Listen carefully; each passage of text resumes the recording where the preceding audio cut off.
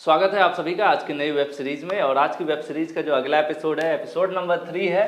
ठीक है, episode number कौन सा है? 3 है। अब मैंने कह दिया वेब सीरीज तो कुछ लोग कह रहे होंगे क्या बोल गए गलती से, तो मैंने गलती से नहीं बोला है। एक्चुअल में होता क्या है कि हम लोग पैटर्न बदलता जा रहा है, मूवीज और वगैरह से थोड़ा सा हट के वेब सीरीज में इंटरेस्ट रखने लगे हैं, तो क्यों ना हम अपनी पढ़ाई को भी उसी इंटरेस्ट के साथ पढ़ें। तो यही मैं कहना चाह रहा था कि लगभग आपकी जो ये वेब सीरीज है एम्प्लॉयबिलिटी स्किल सेकेंड ईयर, जो कि सभी ट्रेड के बच्चों को देखनी चाहिए, सुपर हिट वेब सीरीज, और ये 50 नंबर आपको दिलाएगी परीक्षा में। तो इस वेब सीरीज के कुछ एपिसोड आपको देखने पड़ेंगे। अगर पूरे साल में हम बात करें तो अधिकतम 40 एपिसोड होगा, जो पूरे आप 7-8 महीने लगभग एडमिशन से परीक्षा के दौरान आपको मिलता है। लेकिन अभी जब भी एक अंदाज़ा लगाया जाए तो कम से कम आपके पास तो 4 महीना रहता ही है। तो अगर आपको 40 एपिसोड देखना है, ठीक है, इस वेब सीरीज का, और आपके पास 4 महीने हैं, तो उसी रेशियो में अगर आप थोड़ा थोड़ा एक एक देखते रहे। कुछ लोग होते हैं इकट्ठा सारे एपिसोड डाउनलोड करके लास्ट में देखते हैं, तो उसमें एक अलग है, मतलब उसमें ज़्यादा गर्दन दुखने लगेगी, रेस्ट नहीं मिलता है, उतना मज़ा नहीं आता। और एक होता है एक एपिसोड डेली देखो। तो कुछ ऐसा ही आप अपने लाइफ में करिए, एम्प्लॉयबिलिटी स्किल को आसान बनाना है तो डेली एक एपिसोड उठाना है और प्ले करके देख जाना है, और अच्छे नंबर से हमें पास होना है। फिलहाल हम जो आज क्वेश्चन शुरू करेंगे, क्वेश्चन नंबर 41 शुरू करेंगे। इसके 2 एपिसोड आपने नहीं देखा है तो प्लेलिस्ट में जाकर देख लीजिए। पहले एपिसोड में 20 क्वेश्चन कराए गए हैं, दूसरे में भी 20 कराए गए हैं, तो 40 ऑलरेडी हो चुके हैं। हम 41 से आगे के जो क्वेश्चन आज सॉल्व कराएंगे। क्लास नंबर 3 है। और इमोजी क्या होता है ये पहले मैं बता दूं, ये आपको इसमें मिलेंगे क्वेश्चंस में। तो मैं पहले इसका यहाँ पे सिंबल लगा दिया था। कोई भाई जो भी हम सोशल मीडिया पर चैट करते हैं उसमें क्या होता है, इमोजी इस्तेमाल करते हैं। व्हाट्सएप है, फेसबुक है, इंस्टाग्राम है और वगैरह वगैरह जो भी आप लोग इस्तेमाल करते हैं। मैं तो फिलहाल कम ही यूज करता हूँ। तो उसमें क्या होता है, हम लोग कई बार हंसना चाहते हैं तो अब हे करके कितना टाइप करेंगे, मतलब हमारी फीलिंग उतनी बेहतर एक्सप्रेस नहीं हो पाएगी। लेकिन अगर हम अपना कुछ इस प्रकार का सिंबल भेज दें तो सामने वाला समझ जाएगा कि ये खुल के हंस रहा है ना। या फिर आप मतलब किसी की बात से खुश हो गए और स्माइल करना चाहते हैं, वो प्यार भरी स्माइल, तो कुछ ये वाला सिंबल आप भेज देते हैं तो सामने वाला समझ जाता है कि आप कुछ इस प्रकार से वो कर रहे हैं। या फिर कोई ऐसी बात होगी जिसपे कुछ ऐसा आपको रिएक्शन करना है कि कुछ अब ऐसे हो जाता है ना, हम लोग रिएक्ट कर देते हैं, अरे यार ऐसा, ये तो पकड़ी गई चोरी हमारी, तो कुछ इस प्रकार वाली इमोजी हम भेज देते हैं। तो होता क्या है कि अगर शब्दों में अपनी भावनाओं को एक्सप्रेस करना उतना आसान नहीं होता जितना इमोजी का इस्तेमाल करके हम आसानी से बिना बोले जस्ट एक डायग्राम भेजकर भी अपने पूरे इमोशन सामने वाले को समझा बता लेते हैं। तो इसीलिए इमोजी का इस्तेमाल किया जाता है। ये बता इसलिए दिया मैं क्योंकि आगे आपको क्वेश्चंस देखने को मिलेंगे इससे रिलेटेड। ठीक है, चलिए शुरू करते हैं। सबसे पहला क्वेश्चन है, व्हाट इज स्ट्रेस? तनाव क्या है? बाकी मैंने जो क्वेश्चंस है वो मल्टी लैंग्वेज रखा है, हिंदी प्लस इंग्लिश इसलिए रखा है क्योंकि एग्जामिनेशन में भी आपके एम्प्लॉयबिलिटी के 2 लैंग्वेज रहती हैं। ठीक है, 2 लैंग्वेज रहती है। इंग्लिश तो कॉमन है, हर जगह ही रहती है, प्लस कुछ जगहों पर कुछ अन्य लैंग्वेज भी आते हैं। मोस्टली ज़्यादातर हिस्सों में हिंदी से कैंडिडेट जुड़े होते हैं, तो हिंदी प्लस इंग्लिश में क्वेश्चन इस प्रकार से आता है। तो मैंने दोनों उठा लिया है कि कुछ बच्चे ऐसे हैं जो सिर्फ इंग्लिश समझते हैं, तो वो डिसअपॉइंट ना हो, तो उनके लिए बेहतर रहेगा। और हमेशा बेहतर करने की कोशिश रहती है, बाकी आप लोग का सहयोग रहेगा तो और भी बेहतर होगा। What is stress? तनाव क्या है? ठीक है, तनाव क्या है तो तनाव देख लेते हैं। अभी मुझे नहीं लग रहा है इसको बहुत ज़्यादा बताने। हम आप टेंशन में हो, प्रेशर में हो, तो वही हमारा तनाव कहता है ना। कई बार एग्जाम प्रेशर उसका तनाव होता है, परीक्षा का तनाव हो, नौकरी में सैलरी का तनाव हो, बहुत सी लाइफ में और भी उतार चढ़ाव है। अक्सर हम लोग इससे तो परिचित ही है। तो कह रहा है फीलिंग जॉयफुल, बहुत आप आनंद में है तो उसको तनाव कहेंगे? नहीं भाई, जब आनंद में है तो तनाव कैसा? या फिर कोई हमें सरप्राइज देता है, किसी बात से सरप्राइज हो जाए तो वो भी तनाव नहीं कहलाएगा। आनंद है, मजे ही मजे हैं जिंदगी में, तो वो भी तनाव नहीं कहलाएगा। हाँ भाई, अगर हम बहुत फ्रस्ट्रेशन में हैं और किसी चीज़ से निराश हो रहे हैं, रिजल्ट से निराश हैं अपने, या फिर नौकरी नहीं मिल रही है, कम पैसे कमा रहे हैं, बहुत सी निराशा है, शादी नहीं हो रही है, मेरी हो गई है, ठीक है, तो ऐसी बहुत सी निराशाएं हैं जीवन में। तो जो इसको हम क्या कहते हैं, इसी को हम कहते हैं स्ट्रेस। तो यहाँ पर आंसर डी सही हो जाएगा। मुझे उम्मीद है कि आपको समझ में आ गया होगा, और कोशिश यही है कि आप समझ लो तो रटना नहीं पड़ेगा, जिससे परीक्षा में आप अच्छा परफॉर्म करोगे। How many days does it take to form a habit? कह रहे हैं कि कोई भी हैबिट यानी आदत बनने में कितना समय लगता है। जनरली एक याद करने वाला एक क्वेश्चन है, ये थोड़ा सा साइकोलॉजिकल क्वेश्चन आ गया, सॉरी जल्दी पढ़ाने में यही गड़बड़ होता है। तो साइकोलॉजिकल एक तरह से क्वेश्चन है। तो इसमें कह रहे हैं कि कोई एक आदत है, हैबिट बनने में, किसी चीज़ को कहते हैं ना इनकी आदत लग गई है तो इनकी आदत हो गई है। तो कोई भी अगर कोई एक्टिविटी है जो हमारी हैबिट बन जाती है तो उसको बनने में कम से कम 21 डेज का समय लगता है। ये फिलहाल कैसे लगता है ये मुझे नहीं पता, लेकिन कॉन्सेप्चुअली जो बुक के अकॉर्डिंग यही आंसर है। तो हम भी मान लेते हैं कि 21 डेज में कोई भी एक हैबिट जो है एक इंसान के अंदर डेवलप हो जाती है, उसकी कोई भी एक्टिविटी उसकी हैबिट बन जाती है। तो आपको भी याद रखना भैया कि यहाँ पर 21 डेज में हो जाएगी हैबिट तैयार। ठीक है, चलिए आगे बढ़ते हैं। नेक्स्ट है फैक्ट्रीज एक्ट वॉज इंट्रोड्यूस। मैंने आपको बताया कि भारत में तरह तरह के एक्ट हैं, अधिनियम, जिसको हिंदी में हम अधिनियम कहते हैं। कारखाना अधिनियम, अप्रेंटिस अधिनियम। तो ये क्या है, एक तरह से नियम कानून है जो उनको चलाने के लिए कुछ rules of set of rules, उसमें कुछ नियम कानून होते हैं। कि जैसे अप्रेंटिस एक्ट होता है कि मिनिमम वर्ष कितनी होनी चाहिए जो अप्रेंटिस पर लग रहा है। जैसे जनरली 14 वर्ष होता है बहुत सी जगहों पर। अप्रेंटिस एक 14 वर्ष का स्टूडेंट जो है अप्रेंटिस कर सकता है। लेकिन अगर फैक्ट्री एक्ट में बात करें, ये क्या है, अप्रेंटिस एक्ट के अंतर्गत है। लेकिन अगर फैक्ट्री एक्ट में बात करें तो फैक्ट्री एक्ट में एक वर्कर जब तक 18 वर्ष का नहीं हो जाता तब तक वो फैक्ट्री में काम नहीं कर सकता। ये 14 या कई जगहों पे 16 दिखता है, तो एग्जैक्टली मुझे अभी फिलहाल रिकॉल नहीं हो रहा है, बट ऐसे ही है। ठीक है, तो ये एक्ट क्या है, नियम है। ये बताता है कि अप्रेंटिस में मिनिमम वेजेस जो है 8400 रुपये पहले था, पता नहीं कितना है, कम ज़्यादा होता रहता है। तो 8400 मिनिमम देना है। तो ये क्या है, अधिनियम बनता है, सरकार इनको डिजाइन करती रहती है समय समय पर, इसमें मॉडिफिकेशन भी होते रहते हैं। तो बात किया जा रहा है कि जो कारखाना अधिनियम था वो भारत में कब पेश किया गया, कब लागू किया गया या कब इंट्रोड्यूस किया गया। तो 1948 में किया गया था। ये आपको याद होना चाहिए। फैक्ट्री एक्ट, इसको आप क्या कहते हैं, इसको कहते हैं, इसको जाना भी जाता है फैक्ट्री एक्ट 1948 के नाम से भी जाना जाता है। ठीक है, तो यहाँ पर आपका 43 का आंसर ए सही हो जाएगा। नेक्स्ट क्वेश्चन देखते हैं। थोड़ी सी आवाज़ गड़बड़ आ रही है, सर्दी वर्दी मुझे बहुत जल्दी पकड़ लेती है ना। वेजेज आर पेड, कह रहे हैं कि जो पैसा आपको मिलता है वेजेज, वेजेज मतलब क्या होता है, यहाँ पे ये ट्रांसलेशन है, ट्रांसलेशन में मजदूरी लिख रहा है तो मजदूरी से आप कंफ्यूज मत होना।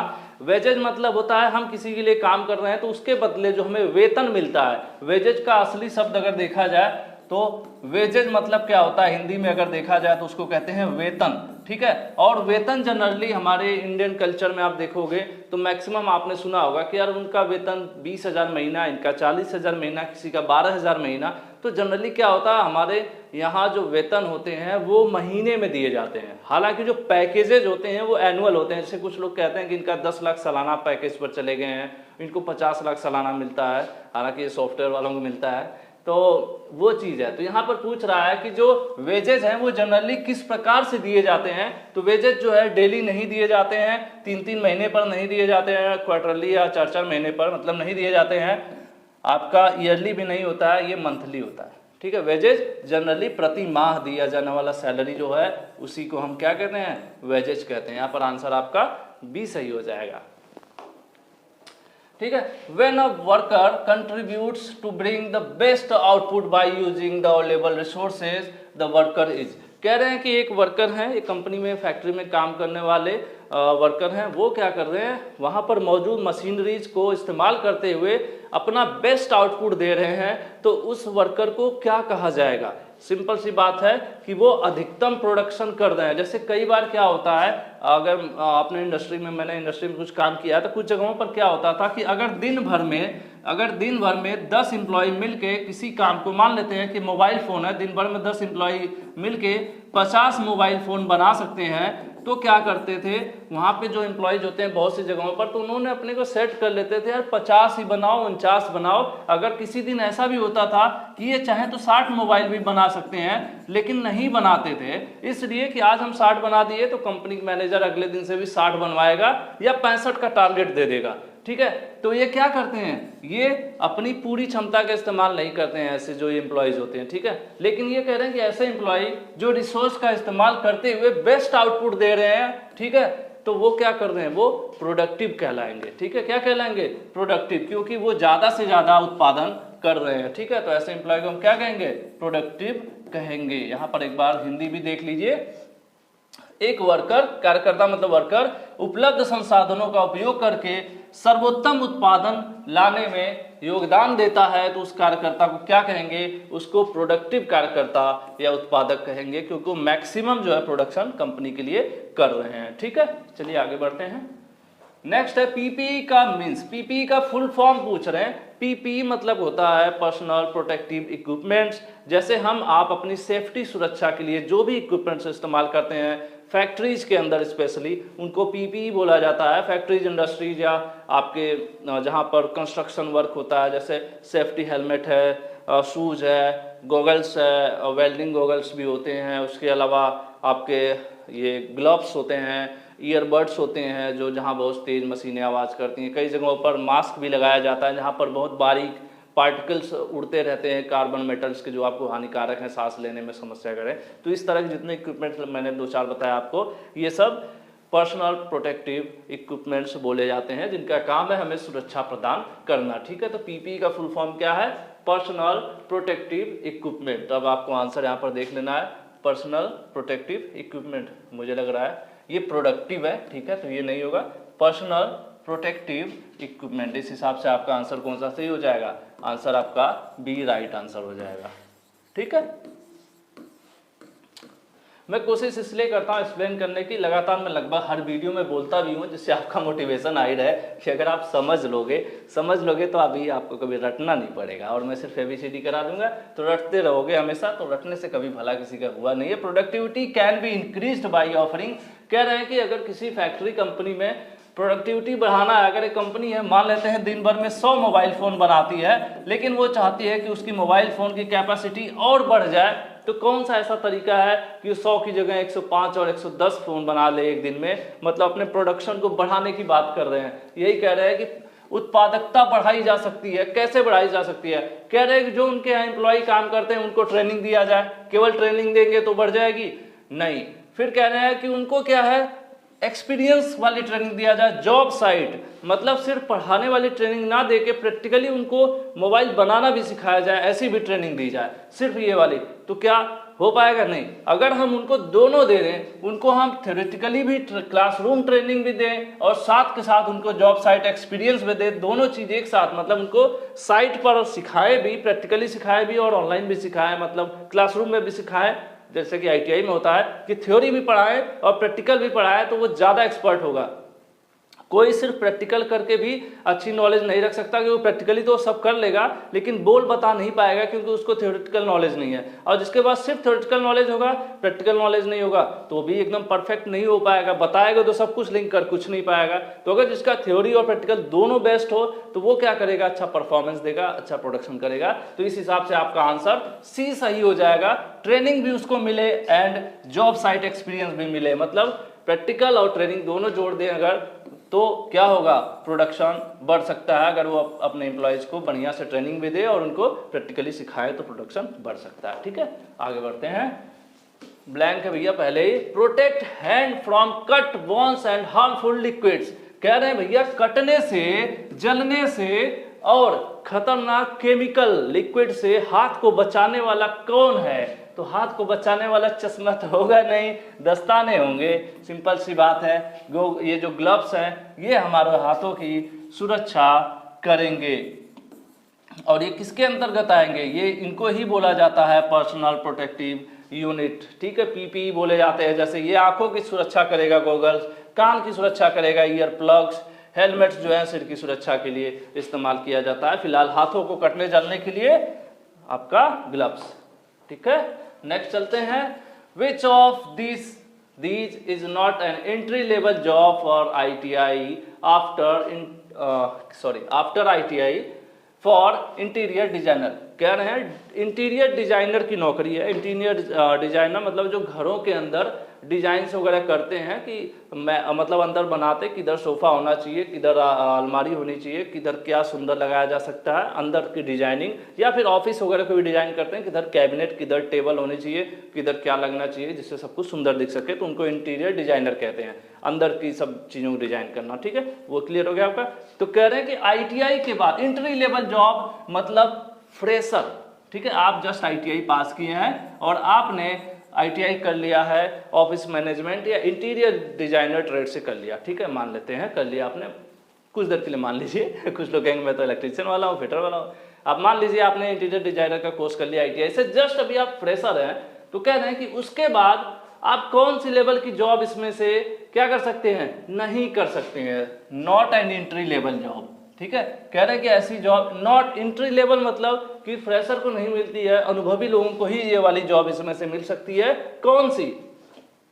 देखिए, अगर आप नए नए पास आउट है तो आप इंटर्न का काम कर सकते हैं। इंटर्न मतलब जो ट्रेनिंग पर काम करते हैं, आप ये कर सकते हैं। ठीक है, या फिर आप जूनियर इंटीरियर बन सकते हैं, इंटीरियर डिजाइनर मतलब आपका कोई सीनियर है उसके साथ असिस्टेंट के तौर पे भी काम कर सकते हैं। मतलब आप जूनियर के तौर पे भी काम कर सकते हैं, असिस्टेंट की तरह भी काम कर सकते हैं, और इंटर्न मतलब अप्रेंटिस पर भी आप काम कर सकते हैं ITI पास करने के बाद फ्रेशर है तो। लेकिन आप क्या नहीं कर सकते, आप स्पेशलिस्ट नहीं बन सकते। स्पेशलिस्ट बनने के लिए आपके पास एक्सपीरियंस और अनुभव होना चाहिए, जो आप बाद में कर सकते हैं, शुरू में नहीं कर सकते। तो यही पूछ रहा है कि शुरुआत के दौर में, शुरू में एंट्री लेवल पर क्या आप नहीं कर सकते, कौन सी जॉब। ठीक है, यहाँ पर देख लीजिए इनमें से कौन सी डिजाइनर, इंटीरियर डिजाइनर के लिए ITI प्रवेश के बाद स्तर की नौकरी नहीं है। मतलब ITI के जस्ट बाद की नौकरी स्पेशलिस्ट वाली नहीं मिलेगी, बाकी आप ये सब कर सकते हैं। तो इस हिसाब से आंसर ए सही होगा।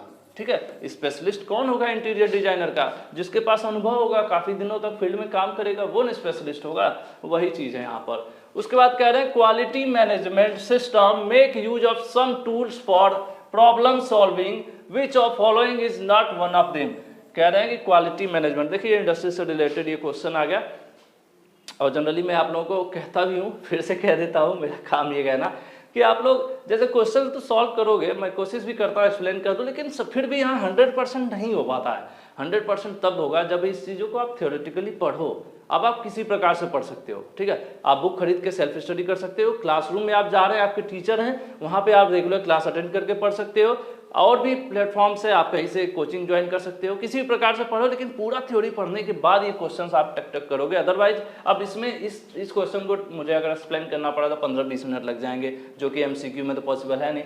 तो ये कह रहे हैं कि जो क्वालिटी मैनेजमेंट सिस्टम होता है एक फैक्ट्री के अंदर, उसमें कुछ रूल्स यूज किए जाते हैं। तो ठीक है, तो इसमें से कह रहे हैं कौन सा ऐसा नहीं है। तो मैं आपको बता दूं कि एक फिश बोन डायग्राम होता है, जब क्वालिटी मैनेजमेंट का अगर आपने चैप्टर पढ़ा होगा तो इस तरह से वो डायग्राम बनता है। एक्चुअल में इस तरह से रहता है और इस तरह से रहता है। ठीक है, ये क्वालिटी को मेजर करने के लिए, मतलब कंपनी वगैरह फैक्ट्री में जो प्रोडक्शन हो रहा है, क्वालिटी कंट्रोल वगैरह के लिए फिश बोन डायग्राम इसको बोलते हैं। इसको भी इस्तेमाल किया जाता है, 5S मेथड भी इस्तेमाल किया जाता है, 5D मेथड भी होता है, काइजेन भी होता है। काइजेन जापानी रूल है जिसको 5S के नाम से भी जाना जाता है। ठीक है, काइजेन को 5S के नाम से भी जाना जाता है। लेकिन ये जो 4D और 4S है ना, ये कोई मेथड नहीं होता है। तो यही पूछ रहा है कि इसमें से कौन सा मेथड नहीं है, प्रॉब्लम सॉल्विंग मेथड नहीं है। तो ये जो सी वाला ऑप्शन है ना, यही कोई भी ये मेथड नहीं है, प्रॉब्लम सॉल्विंग मेथड नहीं है। ठीक है, तो यहाँ पर आंसर आपका सही, सी सही हो जाएगा। बिकॉज फिश बोन जो है एक मेथड, 5D और 5S भी मेथड है, और काइजन प्रिंसिपल भी ये मेथड है। ये तीनों इस्तेमाल किए जाते हैं क्वालिटी मैनेजमेंट में।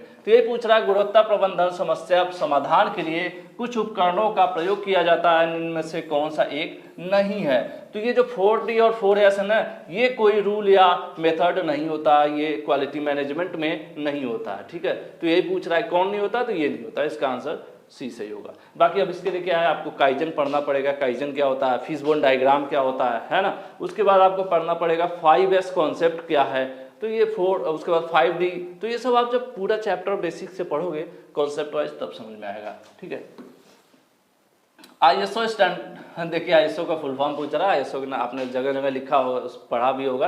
तो ये आपका एक स्टैंडर्डाइजेशन का इंटरनेशनल ऑर्गेनाइजेशन होता है ना, ये निर्धारित करता है कि ये चीज़ है तो ऐसे होनी चाहिए। जैसे एक स्टैंडर्ड होता है, आपको पता है ना कि जनरली हम लोग रेड वाले वायर को क्या कहते हैं, रेड वाले वायर जब भी हम लोग जनरली देखा जाए तो रेड वाले वायर को हम लोग कहते हैं ये पॉजिटिव है और ये निगेटिव है। तो क्या है, ये एक स्टैंडर्ड है जो निर्धारित किया गया है, जो पूरे आप भारत के किसी भी कंट्री में चले जाओगे हर जगह यही रूल आपको मिलेगा, रेड वाला पॉजिटिव, ब्लैक वाला निगेटिव। एक स्टैंडर्ड निर्धारित कर दिया जाता है हर चीज का। ठीक है, तो उसी तरह से इंटरनेशनल स्टैंडर्ड को निर्धारित करने वाला एक ऑर्गेनाइजेशन है जिसको ISO सर्टिफिकेशन भी कहते हैं। इससे सर्टिफिकेट मिलता है। ठीक है, सर्टिफिकेट देते हैं कि ये जो आपकी ऑर्गेनाइजेशन है, आपका कॉलेज ISO सर्टिफाइड है, या आपका हॉस्पिटल ISO सर्टिफाइड हो सकता है, आपकी फैक्ट्री ISO सर्टिफाइड हो सकती है।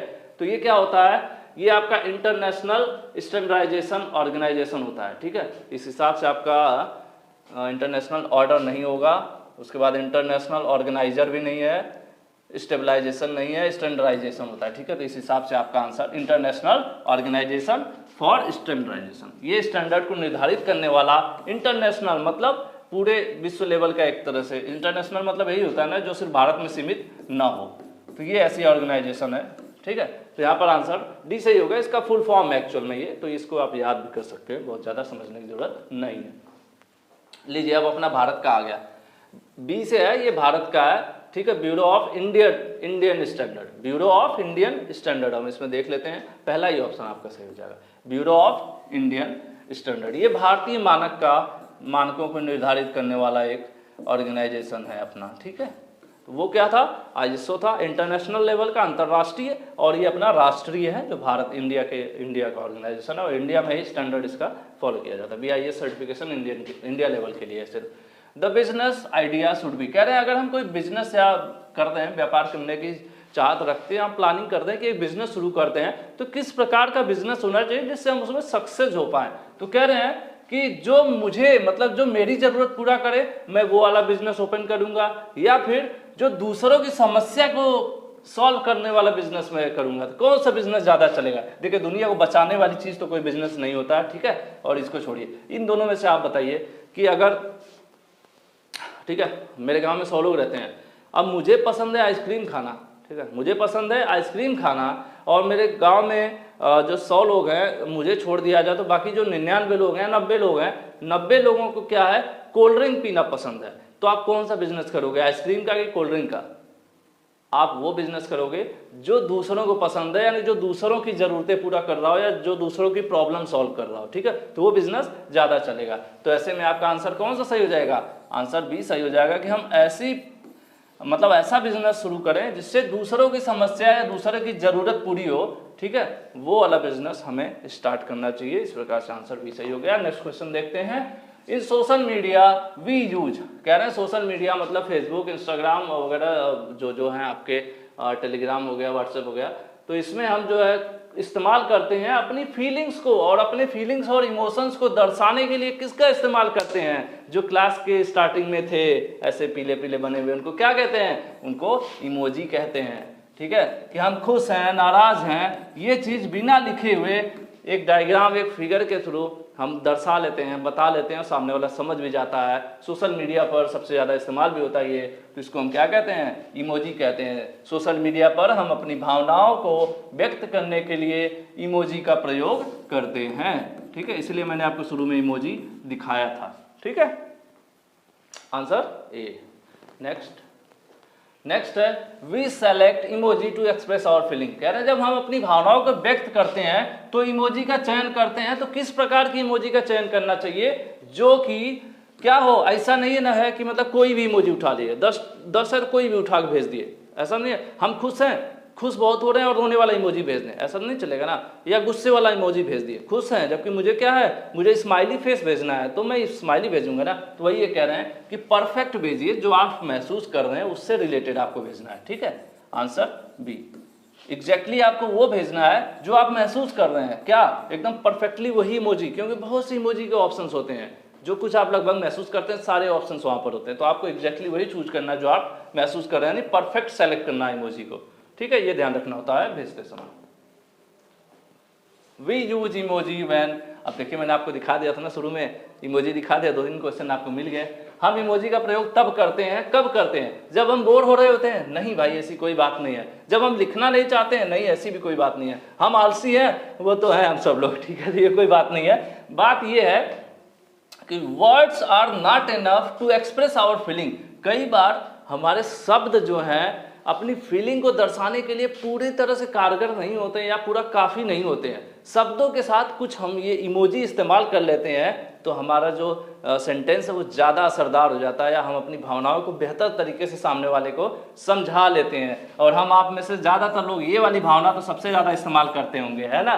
तो वही चीज़ है यहाँ पर, इसीलिए इस्तेमाल किया जाता है इमोजी। इसलिए नहीं कि हम लिखेंगे, इसलिए कि अपनी जो फीलिंग्स है बेहतर तरीके से इस्तेमाल किया जा सकता है, इमोजी का इस्तेमाल करने से बेहतर तरीके से सामने वाले को बताया जा सकता है। शब्द की अपेक्षा हमारी भावनाओं को व्यक्त करने के लिए सब शब्द जो है पर्याप्त नहीं होते हैं, इसीलिए हम क्या करते हैं, इमोजी को भी प्लस कर लेते हैं, इस्तेमाल कर लेते हैं। ठीक है,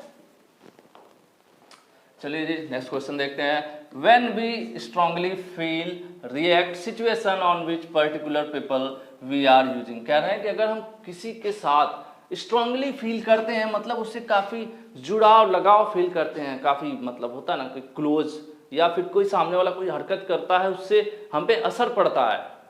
ठीक है, अगर मान लीजिए आप चलिए आप ये हैं, ए हैं, ठीक है, आप बी को पसंद करते हैं, काफ़ी इनके साथ स्ट्रांगली आप अटैच्ड है, और बी जो है सी से बातें करने चले गए तो आपके इधर अगल बगल थोड़ा सा धुआं आने लगता है ना। तो मतलब जस्ट एक एग्जांपल में समझाने की कोशिश करता हूँ कि आपका कॉन्सेप्ट क्लियर हो जाए। किसी को बुरा लगे तो भाई अब वो तो उसकी बात है छोड़ो।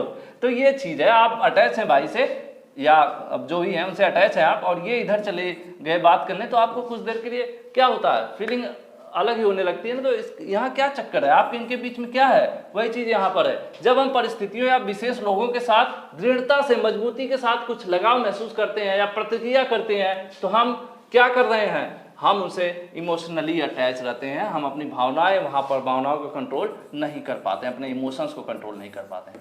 ठीक है, तो हम उनसे कैसे कनेक्टेड रहते हैं, इमोशनली उनसे हम ज़्यादा अटैच्ड हैं, इसलिए 57 का आंसर ए सही हो जाएगा। ठीक है,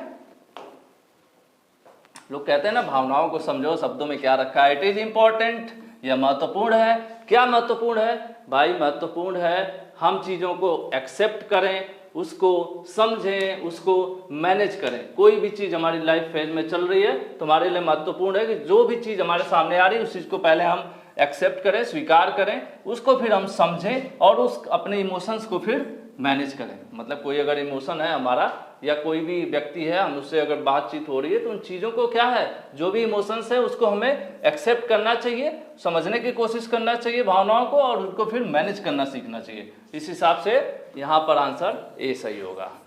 ठीक है, इमोशंस की बात हो रही है, इमोशंस के लिए सबसे सूटेबल आपका पहला वाला ही सेंटेंस है। ठीक है, 58 का ए।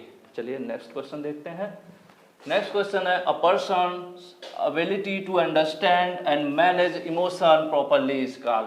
कह रहे हैं कोई भाई साहब हैं जो अपने इमोशंस को क्या करते हैं, प्रॉपरली समझ लेते हैं, उनके अंदर क्षमता है, एबिलिटी है कि वो समझ लेते हैं अपने इमोशंस को और मैनेज भी कर लेते हैं, तो उनको क्या कहा जाएगा। ठीक है, देखिए क्षमता है इनके पास। अब होता क्या है कि बहुत से लोग अपने इमोशंस को कंट्रोल नहीं कर पाते। इमोशंस क्या होता है कि अगर आप बिजनेस कर रहे हैं, कोई आपको कुछ टेढ़ा बोल दिया, तो अगर आप तुरंत रिएक्ट करके हो सकता है भड़क जाएं, गाली गलौज करने लगें, तो इसका मतलब क्या हुआ, आपने अपने इमोशंस को कंट्रोल नहीं किया, और आपने नहीं कंट्रोल किया तो हो सकता हो कि वो व्यक्ति भले ही गलत था, लेकिन दो चार वहाँ पर और भी लोग बैठे होंगे, तो उनकी निगाह में आपका जो ये रवैया है पसंद नहीं आएगा, तो कहीं न कहीं आपको नुकसान उठाना पड़ेगा। तो वही चीज़ है यहाँ पर। तो ऐसे में ऐसे व्यक्ति को क्या कहा जाएगा, इस व्यक्ति की भावनाओं, एक व्यक्ति अपनी भावनाओं को ठीक से समझता है और उसको कंट्रोल भी करने की क्षमता रखता है, तो उसको हम कहेंगे इंटेलिजेंट, तो कहेंगे ही, लेकिन कौन सा इंटेलिजेंट, इमोशनल इंटेलिजेंट कहेंगे, इंटेलिजेंस। ठीक है, वो भावनात्मक रूप से बुद्धिमान व्यक्ति है, क्योंकि वो इमोशनली अपने आप को कंट्रोल कर रहा है। इसलिए आंसर आपका क्या सही हो जाएगा, आंसर सी सही हो जाएगा। नेक्स्ट क्वेश्चन, और इस सीरीज का, इस वेब सीरीज के एपिसोड का लास्ट क्वेश्चन होगा, a person with high emotion intelligence, ऐसा व्यक्ति जिसके अंदर इमोशनल इंटेलिजेंस बहुत हाई है। मतलब इमोशनल इंटेलिजेंस हाई होने का मतलब कोई इतना समझदार है कि वो अपने इमोशंस को, अपने भावनाओं को अच्छी तरीके से कंट्रोल कर लेता है, समझता भी है खुद को, अपने इमोशंस को, और कंट्रोल करता है, उससे अन्य को प्रभावित नहीं होने देता है। तो उसी की बात हो रही है। तो उस व्यक्ति उच्च भावनात्मक व्यक्ति, मतलब उच्च भावनात्मक बुद्धि वाले व्यक्ति के पास क्या होगा, उसके पास बहुत सारी निगेटिव क्वालिटी होंगी, नहीं ऐसा हो ही नहीं सकता। उसके अंदर अहंकार होगा, अहंकार कहाँ से होगा, वो तो दिखने ही नहीं देगा, वो तो अपने मैनेज कर लेगा ना अपने इमोशंस को।